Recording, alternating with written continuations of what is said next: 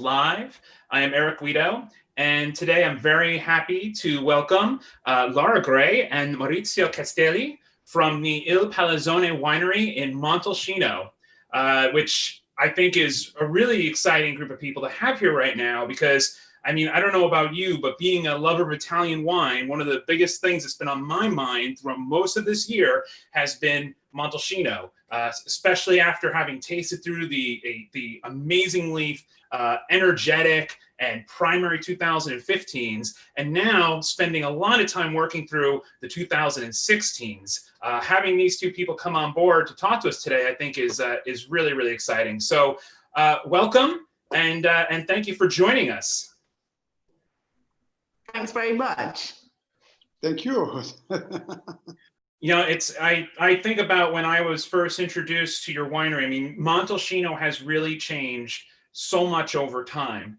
And I remember when I was first digging in and you know, people would put wines in front of you like, well, this one needs 10 years, this one needs 20 years. Good luck bending your brain around this vintage with this wine. But then when it came to Il Palazzone, it was like, okay, well, you know, here is a producer that is managing to make a really beautiful pure espresso Sangiovese, but it gives you an early glimpse into what's capable from each of the vintages. And it really became a wine that I would taste often at events like Benvenuto Brunello, and it would really give me a kind of a good like read on where the vintage was going to go and such. And I'm sure we've actually tasted across tasting tables together in the past, and probably don't even realize it.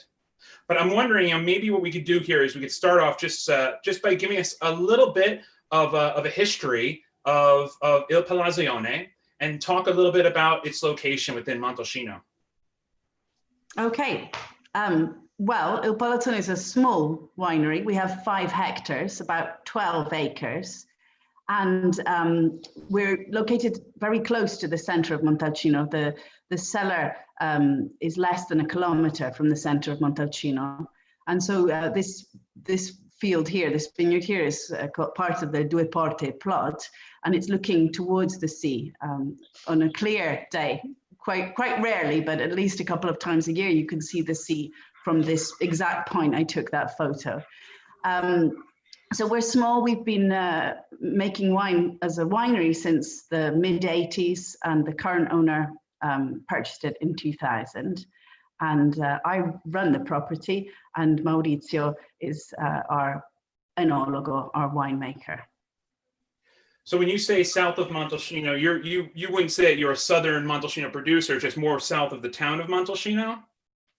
Oh no, I wouldn't. I mean, we have 3 separate vineyards, 2 of which are in Castelnuovo dell'Abate, but the Due Porte vineyard is not a south; it's a northwest facing vineyard. It's high altitude. Since it's so close to Montalcino, it's actually around 540 meters above sea level. Whereas so you can see on this map, the bunches of grapes show where the vineyards are. So there's one down by the river, the Fiume Orchard, the bottom half of the screen, one a little higher, that is a southwest facing. So the bottom one is the Vigna del Capa, which is south facing, and then there's the Vigna Vecchia, which is southwest, and then up near the Fortress of Montalcino is Le Due Porte, which is a northwest facing vineyard. Well, we're definitely going to get, I'm sorry, we're definitely going to get into a lot of detail with the different vineyards, but what I absolutely love this map that you sent us. You know, very often when I chat with Montalcino producers, and also even in the past, we've done this on Vinous Live, I'm always asking, you know, give me maps, give me maps, give me maps. And the main reason is that, you know, from the perspective of the collector, we look at Montalcino, we look at vintages, and we consider them to be pretty much, you know, even across the board. But, you know, only in recent times have people really started talking about all the diversity found throughout Montalcino. You know, I think back to 5 to 7 years ago, and just about every producer would state with pride that they blend vineyards from north to south to create, you know, a balanced wine from vintage to vintage. But now so much more emphasis has been placed on terroir. and single vineyard expressions, one of which is being made by you that we'll talk about today. But this map is great because it really can give people a really great example of, you know, the differences between the town of Montalcino, what's North Montalcino, you know, getting down to Sant'Antimo. It's actually very helpful. I really appreciate it. It's a very cool thing to be looking at right now. Drawn by our architect, Marco Pignatai, and he gave it to us when we finished the Cellar project. So I should credit him for that. No, it's absolutely excellent. So we were talking a little bit about the history. You mentioned that the 80s, you know, one of the questions I had was what Il Palazzone was like prior to its current ownership. And before we get into that, maybe you could tell me a little bit about that. I mean, it was similar labels, same name, style of wine? Okay, so the original owner is still a Brunello producer. His name is Mario Bollag, and his estate is the Terralsole property. And he started Il Palazzone and sold it to Mr. Parsons, the current owner, in 2000. So what's really changed with Richard's acquisition is the fact that we acquired these other two plots. So instead of just having the Due Porte, we have the two south-facing ones in Castelnuovo. And Richard bought the winery because he really liked the traditional style of wine in Montalcino. And so, I mean, people often assume because he's from New York that we must be making a kind of US destined wine, but actually it's not our main market. And certainly we're upholding the traditions. As strange as the setup is with a Scottish woman and a New Yorker, we're upholding the traditions of Montalcino. We're using large barrels, Slavonian oak barrels, so ranging, you know, from about 3,400 liters up. And we're trying to do things in a very painstaking and attentive way. And, you know, obviously having somebody like him, you know, behind the estate has put me in a place of incredible privilege to be able to make great decisions, put into effect Maurizio's great winemaking decisions, you know, in the hopes of, you know, really focusing on quality. So I would say that the main change with the change of ownership was initially the acquisition of the two Castelnuovo vineyards, which did allow us to blend and, you know, find balance between the different terroir of Montalcino. And then, of course, it was the construction of the new cellar, which was completed in 2012. And since 2012, we've been fermenting in wood. So those gorgeous barrels you can see behind Mr. Parsons are fermenting tanks, for want of a better word. They're 5,000 liters. So our wine at the moment scarcely touches stainless steel. It's in wood for both the fermentation and for the aging. I definitely defer to Maurizio for what that does to the wine. But those, I would say, are the main things. And I feel, you know, I'm the least objective person to ask because I've been working there since 2003. I've lived there. I lived there for 12 years with my family. It's been my job and my life for nearly 20 years now. So I have no perspective. I feel the wines are getting better and better and more specific and more finely tuned as the years go by. I mean, before, because I just don't want to get too much into the details too early because we've got plenty of things to talk about. I really just want to just get over a couple of quick things here with Mr. Parsons and such. So here we have a wine lover who is looking to acquire a piece of land in Montalcino and start making wine. And, you know, I hear stories he's still involved heavily, that he'll often come during harvest and such, which I think is remarkable. But when he is choosing this location, I mean, is this a choice of chance? Is he looking for a specific style for Montalcino? You mentioned traditional winemaking, but as we talked about terroir, I mean, did he have a focus on a specific area in Montalcino where he wanted to make wine? Oh, so a lot of questions. I'll try and unpack them. So he came to Montalcino via the Super Tuscans of the coast, as I think many Americans did in the sort of early 90s. And he and his wife who's also confusingly called Laura, were looking to buy to begin with. They thought perhaps Amarone, which is another wine he's very fond of, but they traveled. They went to South Africa, they went to France, they went, you know, all over the place in these reconnaissance trips. And in the end, Montalcino is what ticked all of the boxes. Not just the wine, but also the beauty of the place. I mean, as you know, it is an extraordinarily beautiful place, Montalcino. And so they were then looking, and it was almost chance that they came across Il Palazzone. And actually, I mean, I like to tell this story because it's so serendipitous and corny simultaneously. But my husband, Marco, who also works at Palazzone, and I had a restaurant in the village of Sant'Angelo in Colle, and the Parsons were our clients there when they were doing these reconnaissance trips. And we actually poured them Il Palazzone, and then subsequently they bought it, and then subsequently they asked us to run it for them. So they liked the wine, and it happened to be available. That's great. But I mean, it is actually really great because from the start.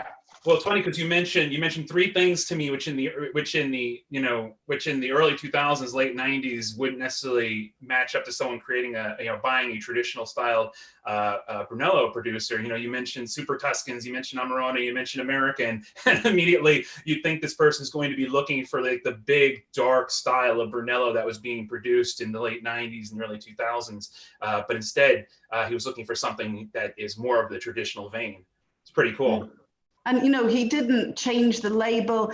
Often when people acquire wineries, you know, and especially with Brunello, where normally you would buy a winery with 5 vintages of wine in the cellar, often people who come in, excellent. I just wanted to show everybody the label so that they could see it. It definitely stands out. I always know where your table is across the room at tastings. But sometimes people who buy immediately change everything. But Richard didn't do that. He didn't have that sort of need to impose himself, you know, on this style and so on. And I would say it's also been a learning curve for us. And, you know, we are improving and investing constantly. I realize I didn't mention, but we have this vibrating sort table, which Maurizio, I don't know whether you would agree, it's a huge part of a quality control at the cellar as well as in the vineyard. Well, I'm glad you brought Maurizio because I'd like to bring him into this conversation. We've almost been talking for 15 minutes. Maurizio, welcome aboard. It's really great to have you here. I'm wondering maybe you can give us a little bit of an insight of where you're coming from and how you came to become part of the Il Palazzone family. Oh, it's a long story because my experience in the Tuscan area is from 1973. You're never born. 1973, and I started with, I was technical inspector from Gallo Nero Consortium. And after I started in 1980, become consulting. And after a few years ago, I don't remember how many years ago, but a few years ago, I started because normally I forgot the past. And I started when Laura asked me to be interested about Palazzone. I'm very, very excited about the style. The style, not the style of the wine, the style of the people. That is very important. Try to work with somebody who love the wine, love the Brunello, and love the life. And I met Parson twice, no, Laura? Yeah. Twice times, but you know, Parson is a little bit sick and is not making. But Laura is the really good person for making the conjunction with. Is right? Conjunction? Conjunction, connection, yeah. With the person. Mm-hmm. Because Laura I think Laura now the true owner about Palazzone. Not a owner, but she works like a owner, and this is very important because she loved this wine, she loved the winery. So I was interested about Palazzone because yes, it's a small winery, and now I'm very interested about the small winery in my professional life. I have many I'm consulting about many small winery in Montalcino because it's easier in terms of relationship. Find a good relation with small wineries, with the owner, than works with a big winery where you lose the personality. You lose because it's are only numbers. And at that time of my professional life, I like the numbers because without the right numbers, the professional life don't exist. But also, I prefer a good relation with the people who work with me. The team is very important. So, in Palazzone,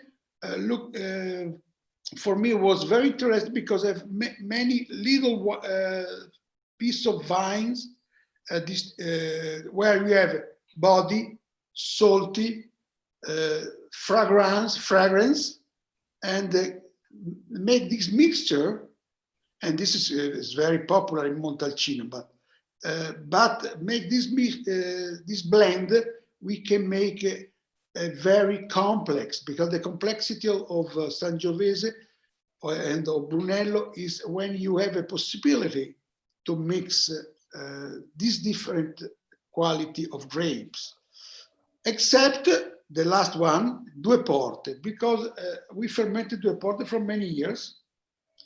And these particular vines have some particular taste, the elegance, because normally when we talk about Brunello di Montalcino, we talk about body, full body, black.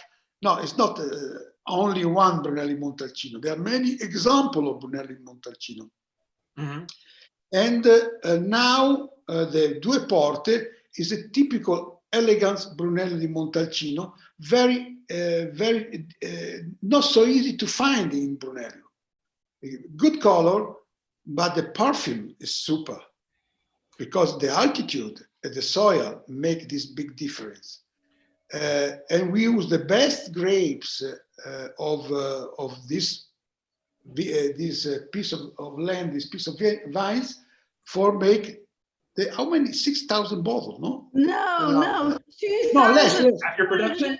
3,000 bottles, sorry. 150 magnums and 25 double magnums, and then 4 massive bottles for private clients. That was it. Yes, but with the best grapes of Le Due Porte, because the Due Porte help the other vines who the grapes born in warmer and heavy soil, a very deep and very strong wine.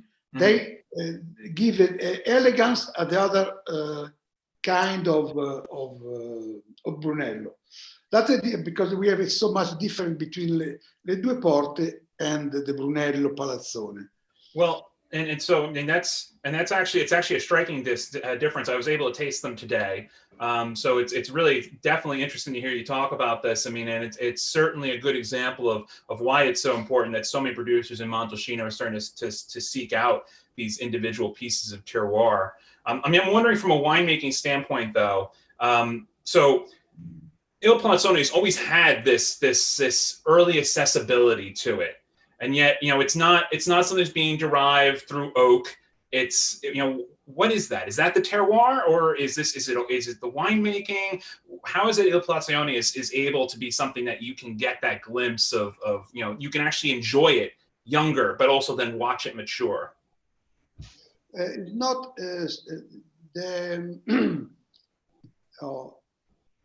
the best and the most important is farming.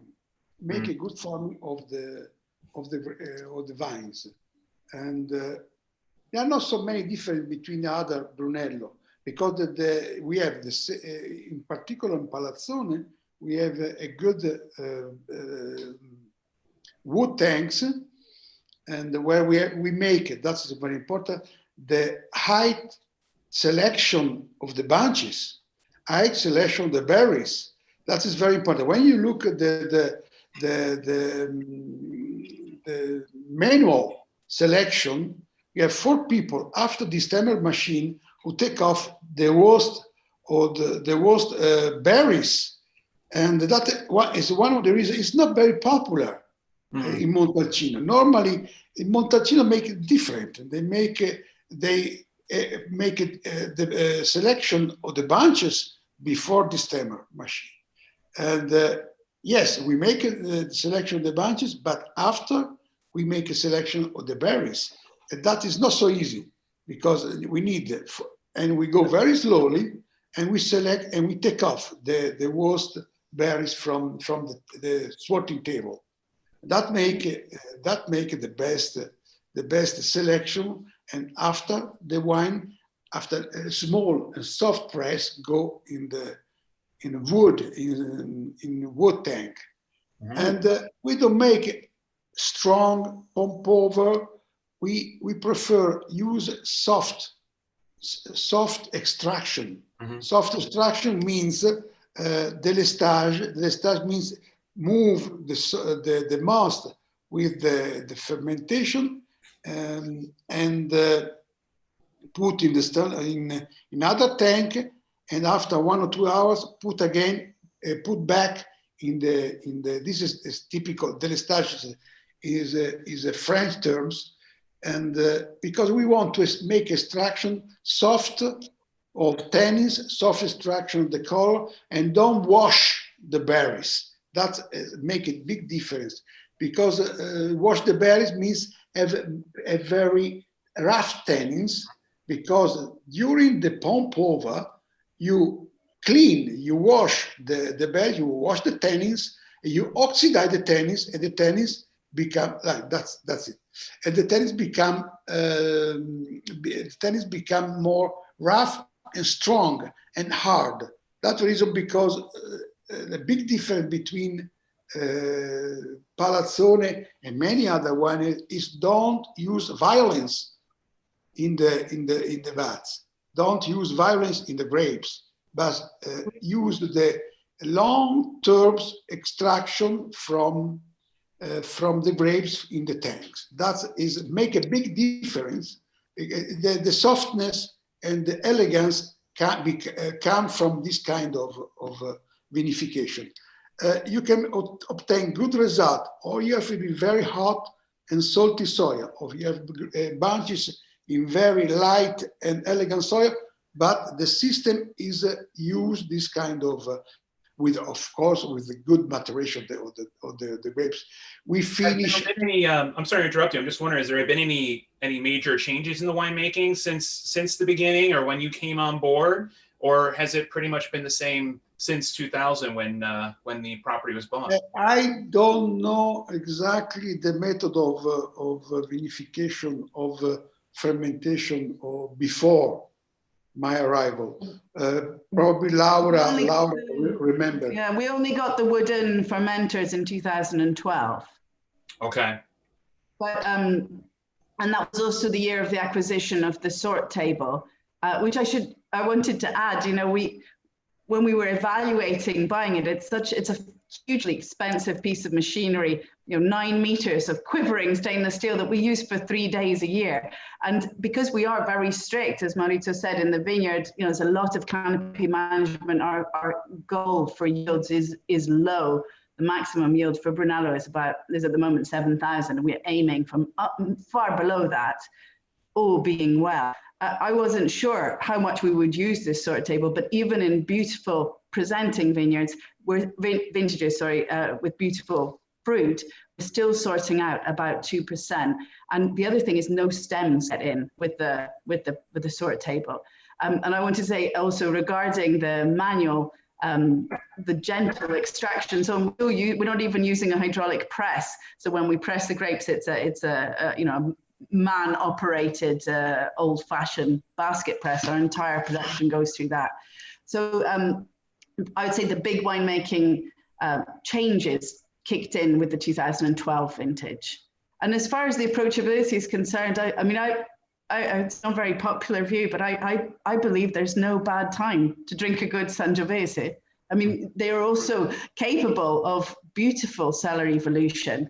I mean, I've tasted recently some quite of our older vintages, the pre-Parsons, the 95, the 98, and they still have incredibly vibrant acidity and so on. So, of course, absolutely.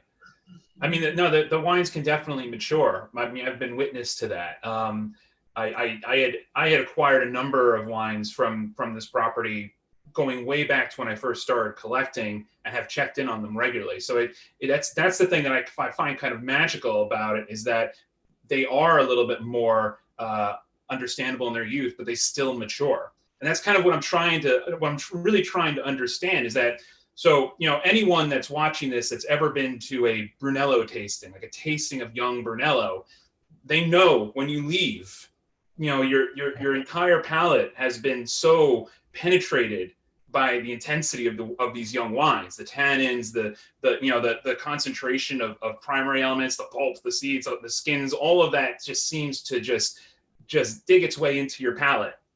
I realize I have an answer to your question. Sorry, okay. It's coming together. It's all coming together. I mean, I think what we're not talking about here is you're assuming that everything we pick in the three separate vineyards in different days, and we ferment them separately. They have a whole different aging path, but we don't use everything. So we make this wine, and we've been making that since the very beginning. You're saying it's a final blending process that you find your style. We siphon off wines to make the Rosso, or Rosso del Palazzone, which is our non-vintage wine. And so we don't make as much Brunello as we could, which is an act of economic harikiri, practically. But basically, what we do is we decide so for example, I have 16 that we didn't bottle, that isn't destined to become Le Due Porte, that will become a component of our next Rosso del Palazzone. So this isn't a DOC Rosso di Montalcino, it's our own non-vintage blend. So we have this standalone wine, which is, generally costs about a quarter. I don't know if you've ever tried it. It costs about a quarter of the price of our Brunello in most markets. But that is, I think, what we've always done that it defines the character of our Brunello, because we're not putting everything together. We have a goal. I mean, we have these wonderful meetings with Maurizio where we taste, through the whole cellar. And we know what we would like our wines to taste like. And I mean, obviously, this is Maurizio's department, but what I'm looking for is that pristine fruit, and what we would say in Italian, la pulizia, which doesn't resonate in English so much to talk about cleanness in a wine, but it's that purity of fruit that for me is absolutely the sign of a classic expression of Sangiovese, and that's what I feel has been a constant, but is also ever more present in our wines. Well, it's funny when you say it. I think about some of the greatest Brunello, young Brunello that I've tasted, that I've watched mature, and in its youth, it was really it was so focused on that purity of fruit. It was not like you were tasting it and you were getting, this note and this note and this note and this note, and your palate's doing this and that and everything. It was just purity, and it would always seem to just kind of hover on the palate. And then over time in the cellar, it would start to broaden out and to gain that depth. I've certainly witnessed that happen. So I'm really happy to hear you say it's the purity that you're looking for. Yeah, but so when we're making the blending decision, which is, I mean, you mentioned Richard coming, he normally picks in person. This is the second year he's missed in 20 years of ownership due to, obviously COVID and travel restrictions. And he usually comes to blend.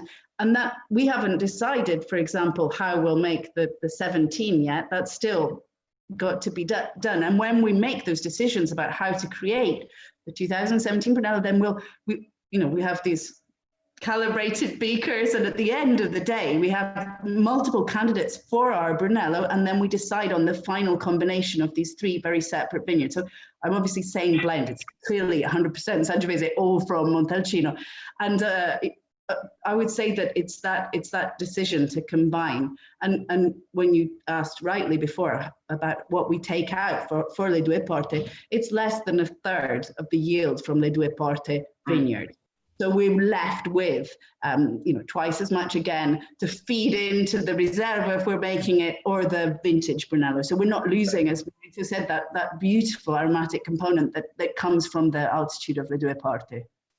Well, then that's actually something I wanted to ask you about. It's kind of the question that we always ask whenever a producer such as yourself creates one of these single vineyard expressions, is how it may be affecting the annata, the straight Brunello. Like for instance, in 15, when Due Porte was produced, did it affect the straight Brunello in any way?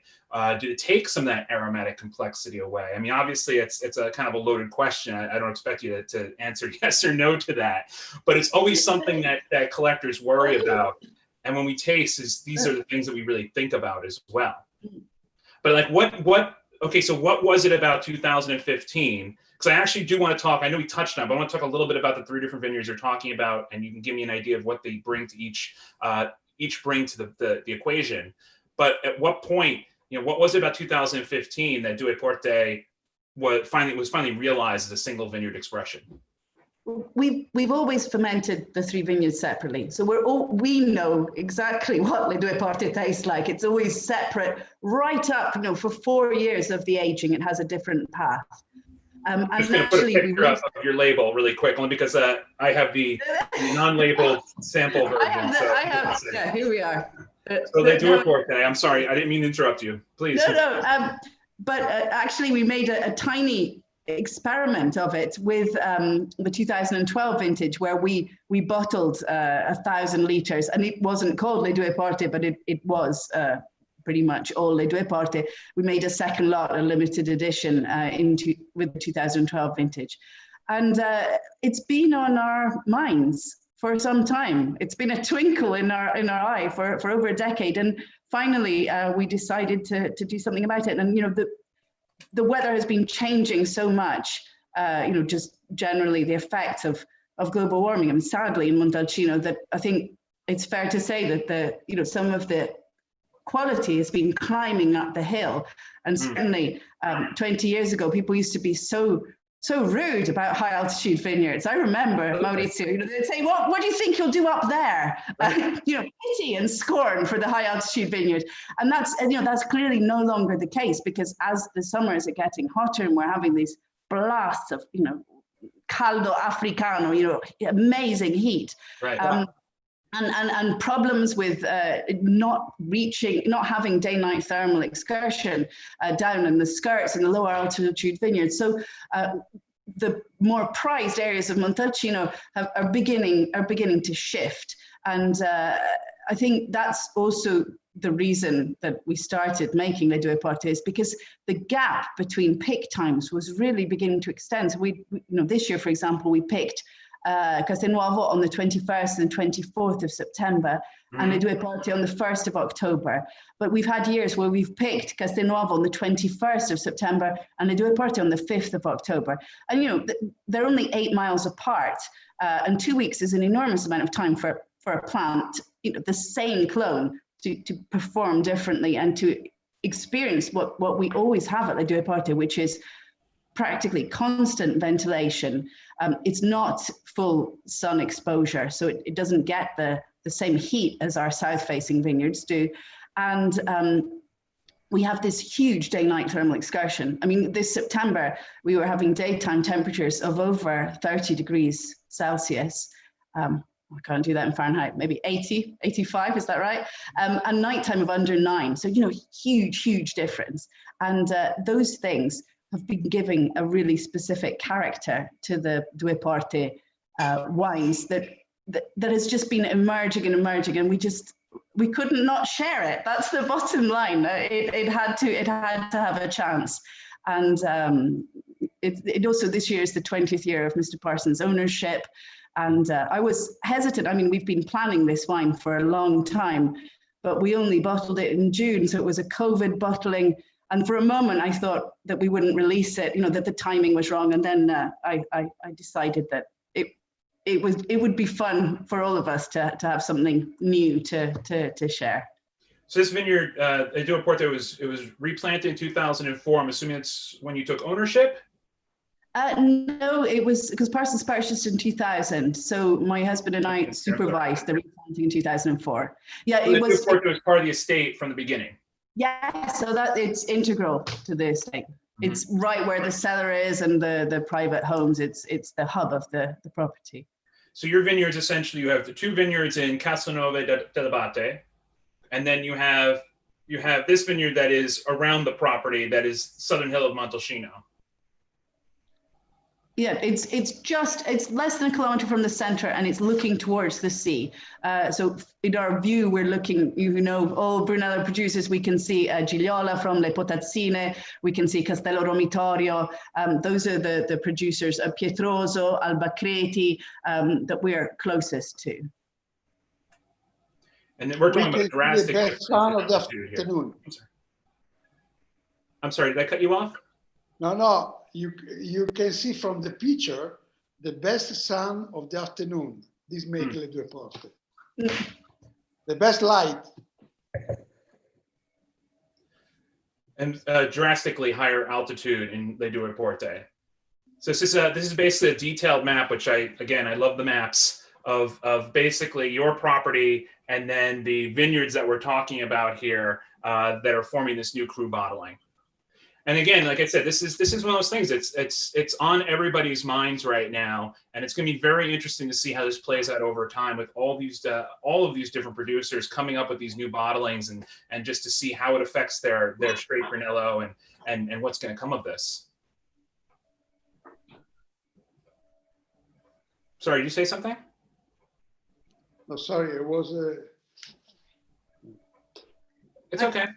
So now let's talk really quick about the vineyards before we really go into like the different wines and how they're produced. I'm just wondering, are you organic, sustainable? No, we're not. Organic. We're not certified, but we are in spirit and in practice. So we haven't, at the Due Porte, for example, we haven't used chemicals of any kind, any sort of synthetic products for over 12 years. And we're keen to do things. Only sulfur and copper. Anymore. So no chemical pesticides, cover crops. And then when it comes to how you're working in the vineyards, you had mentioned moving up to higher elevations. What else has changed in the vineyards from a perspective of global warming? Have you had to do major work in these lower altitude vineyards? Okay, we changed the farming method. For example, in Le Due Porte, normally we leave some cover crop. The other part, warmer, the region of Sant'Antimo, we work the soil before for reduce the evapotranspiration from the soil. But we have a different method and change the method of farming second the quality of the weather, because when it's very hot, very dry, for preserve the soil, the humidity in the soil, we must work the superficial part of the soil for make interruption of the capillarity. But this in this kind of soil, for example, in this water, we can leave the cover crop all year because the soil is very deep and the roots don't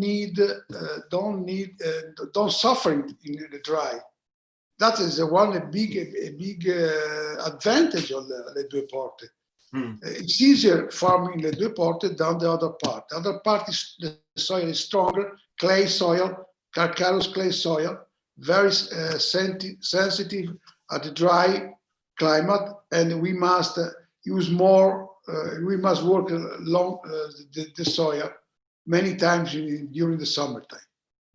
Change. Also, the canopy management is completely different. It's specific to each vineyard. So, for example, we might strip the leaves off on both sides here at Palazzone to maximize exposure to sun, because it's not beaten by the sun from morning till night. Whereas the lower altitude vineyards, we might just take off the leaves on one side or not on the exam. I mean, we have to be very careful. And in this, my husband, who's from Sant'Angelo in Colle and who's, just knows these, they've been, the vineyards have been his home basically for the last 20 years. He has also helped by Maurizio's team. We have a very attentive way of working in the vineyards. And of course, we're small, 5 hectares. One person can look at everything. I mean, Simone and Marco go around the entire property in one day. And we don't do anything by the calendar, just like with the wines, everything's to do with what the vineyard needs at a specific time. And that's really the luxury of a small property, because we can wait until the last minute to pick. We can wait to see if it does rain. So we don't do any knee-jerk intervention. It's often, rather than being preventative, it's after something has actually happened. So it's a very manual, and we're still hand hoeing, hand topping. A lot of the vineyard management that would normally be mechanized, we're still doing by hand. In fact, we have quite a big team for 5 hectares, because there are 3 people working in the vineyards. But that's how we're doing it. So it's a huge thing, the vineyard management. Absolutely. I'm wondering so we have 2 big vintages right in front of us. I'll tell you, it was very interesting in my tastings recently. I've been tasting a lot of 16s, a lot of 15 Reservas. This morning I tasted your wines. It was actually very pleasant to taste through a number of 15s. I think it's amazing how the 15 Annatas are just so open and giving right now. And then the Reserva is also really interesting to taste. And this brings a question in my mind. We've talked about the Brunello, we've talked about the Due Porte, but with the Reserva, how is the Reserva picked? Did Due Porte change the Reserva in that process at all? And what's different in the winery for the Reserva? So, first of all, we rarely make a Reserva. So prior to 15, it was the 10. We're not making a 16. We're not making a 17. We're probably not. I mean, so it's not a regular production. And then I should also add that the numbers are extremely small. So the total production of the 15 Reserva is just 2,162 bottles. So it's an extremely small production. And, for example, 2006 Reserva, we just made 1,200 bottles, so 100 cases. So our Reservas are not a huge part, but they're very special part of our production. But we only make a Reserva if we feel the wine can be really improved by more time in wood. And because we're nearly giving always 4 years, if not more, in wood, that's not always the case. And so we don't have a kind of decision to always make Reserva. It's really based on the wine in the cellar. It's not, there's no budget plan that tells us that we have to produce a Reserva. So right. In the case of, I'll let Maurizio answer about how the Due Porte did or didn't change the Reserva. I'm happy with them all as standalone wines. So I think you did a great job with them. I'll let you answer. Was the production number of the straight Brunello affected by the combination of the Reserva? Like, how was that affected by the Reserva? Well, we made 10,000 bottles of 10,800 bottles of the 15 vintage, plus 2,000 roughly of the Reserva and 2,000 roughly of the Due Porte. So it did affect it, but our numbers are all over the place some years. Because we're so strict about quality, that's the only thing we're trying to guarantee. So some years we make 8,000 bottles of wine, and some years 12. So our distributors and clients are used to us having a kind of variable availability, because we're working so enslaved to nature, not being able to irrigate, being completely vulnerable to whatever happens. Right. Sometimes we have much less wine than we would want. So 15, when Maurizio, when you were tasting it, you were like, this is definitely a Reserva vintage. Interesting to hear that comparing 2010 and 2015 as the last 2 years for the Reserva. I can't think of 2 more different expressions than 10 and 15. What are you looking for in a Reserva vintage? It's not so easy to respond to this kind of question, because the Reserva is one part of the harvest, one part of the tank, for example, where we take off from one part of the tank in fermentation, 15, 20, 2000 liters, because this part is very, very important for show the quality of the year. For me, the Reserva is a question of love, because not all years we can make a Reserva in Palazzone in particular, but everywhere. Only when you have something particular from some vat of fermentation, we can decide make a Reserva. But don't forget, if you make a Reserva, what a reason, because the Reserva is small quantity. Because when you make a Reserva, you reduce the quality of the Brunello. Right. Of course. Because that's the reason, because we make a Reserva not all years, but you make a Reserva only in some harvest when we are sure don't reduce the quality of Brunello. Because if you take off also 2000 liters for the Brunello, we don't make so many bottles. You risk to reduce the quality of Brunello, and we don't want this. That's the reason, because the Reserva is a small quantity, and we make a Reserva only when the harvest is completely very good. That is a philosophy of Reserva from Palazzone. So what was I know you made a 2001, well, not you personally, but I know Il Palazzone had a 2001 Reserva. It's a bottle that I actually own. You talked about 2010. What other vintages was there a Reserva between 01 and 10? 2001, 2004, 2006, 2010, 2015. That makes a lot of sense. Okay, so so 2015, we've talked about it. People have been tasting it. I think one of the most pleasurable things about me tasting the 16s is I checked in a lot of the 15s to just kind of get a gauge of where they were. But let's talk a little bit about 2016, because it's certainly the vintage on everybody's mind right now. I've been tasting quite a few of them over the last week, and I'm interested in what your take is on the vintage and what people can expect from these wines. 2016 is one of the best harvests in this last 10 years, because the weather was perfect from the flowering season until the harvest. Rain, right time. The summer was hot, but not too much. And during the harvest, the weather was very, very not dry, but perfect, fresh in the night, and right temperature in the day. That's the reason, because make the perfect tempest, a perfect time for a perfect year.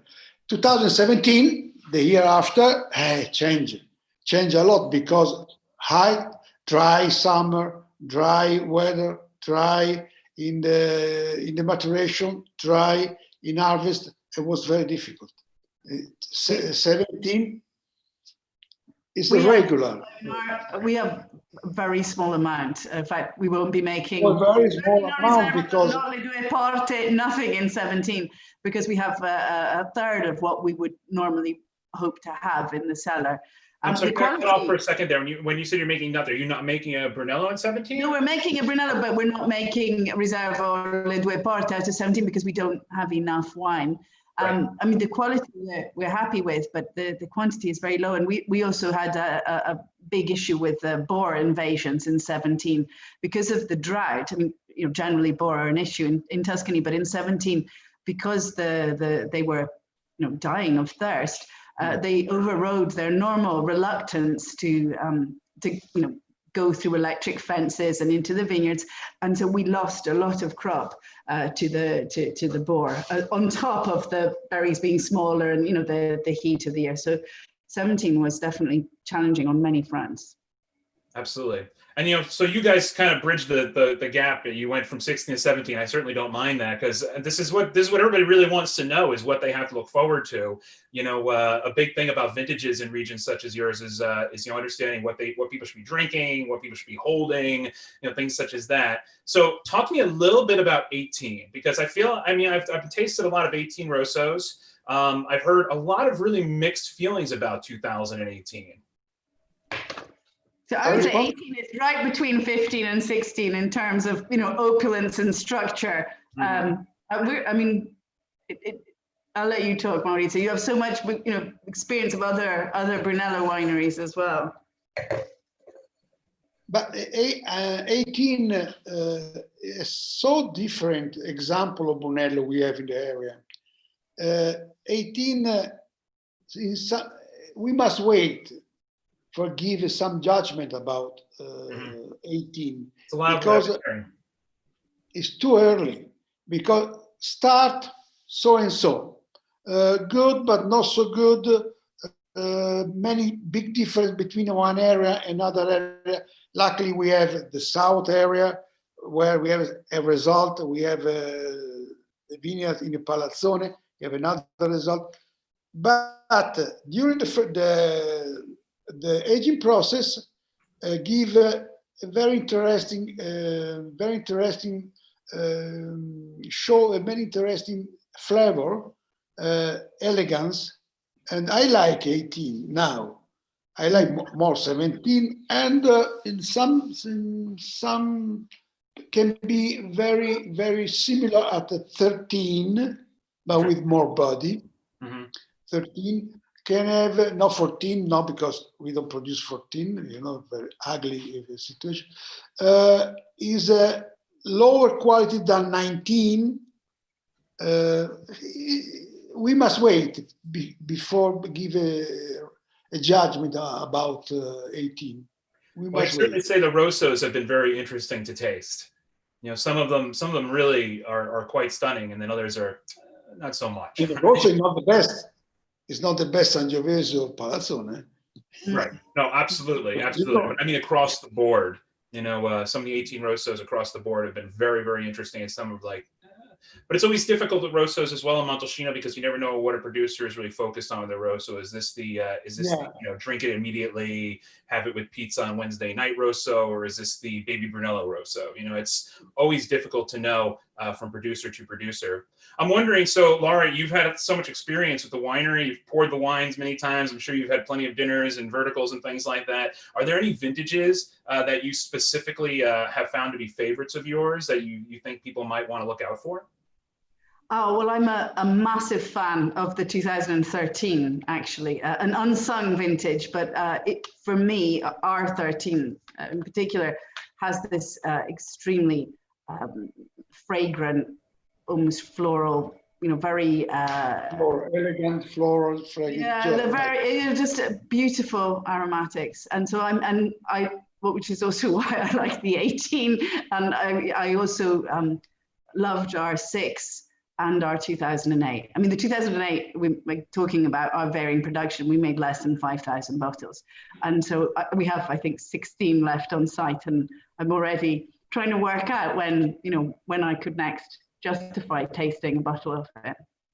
Well, talk about a vintage that really kind of flies under the radar. 2008 wasn't like the vintage that collectors ran out and bought, but a lot of these wines are drinking so beautifully right now. Yeah. Absolutely. Yeah, sure. What about you, Maurizio? Favorite vintages of Il Palazzone? Not just great years, but the ones that you find to be very special. I like all the babies. You prefer them young? Yes, because when I started, I love all the wine where I was involved in Palazzone. I think 18 I like a lot of Palazzone, 19 too. When was my first? It was not 15. It's not so easy to say what I prefer. Well, I mean, it's the same terroir you're working with. The wine must be perfect. Absolutely, absolutely. No, it's just always interesting from a perspective when you're talking to a winemaker to hear, like, you know, especially someone coming in like yourself, where you're bringing all this experience to the picture, but you're working with a terroir that has been producing wine for the amount of time that it has. You know, vintages that you have tasted that you were especially impressed by that go back farther. Sorry, non ho capito questa, Laura. Ha detto Anante che tu hai assaggiato del passato che ti sono impressionati. I wonder, do you remember when we tried the 2002 together, when we were evaluating whether we would take it to and we were both so surprised by how well it was showing. And we made a point of taking it because it was such an unloved year, and yet it was a beautiful wine, you know, 20 years on. And also 2007, no? I like it. Yeah, we tried together 95, 98, 2002, and 2007. 2007, I was very impressed. When we make the first tasting with Laura. I remember exactly 2007. Well, a lot of the 2007s are certainly showing beautifully right now, that's for sure. Well, guys, thank you so much. I just wanted to put this this last shot up here just to show people what you guys are looking at when you're visiting your own vineyards, and give us all kind of a little like peek into Montalcino here. Thank you so much for joining us here today. I mean, this has been eye-opening for me, and certainly interesting to talk about these different wines and vintages. And I'm really excited to see what you guys have coming, especially again, you know, the Due Porte, this push toward single vineyards in the region. I think it's a really exciting time to be drinking Montalcino wines, and certainly talking to Montalcino producers such as yourselves. So thank you very much for coming on. Thank you so much for having us, Eric. Thank you. I mean, is there anything that you guys would like to say in closing? It's I think we've covered pretty much everything that we were talking about before, right? I think. No, it's just again, great to see you, and I can't wait for it to be at a point where we can once again start to travel and visit each other, and actually start tasting in cellars together. Just so all of our viewers know, this is very much the same way that we've had to conduct many of our tastings over the last months, is to sign on with producers such as this and taste alongside them. And we're lucky to have this platform. And one thing I do love about things such as this is that I believe producers now can actually be closer to the consumer than they ever were before. But I'm certainly looking forward to the days that we can start visiting each other again. Me too. I can't wait. Well, thank you, the two of you, for joining me. And enjoy your evening, and hope to see you in Montalcino soon. A presto. Thank you, Eric. A presto. Ciao.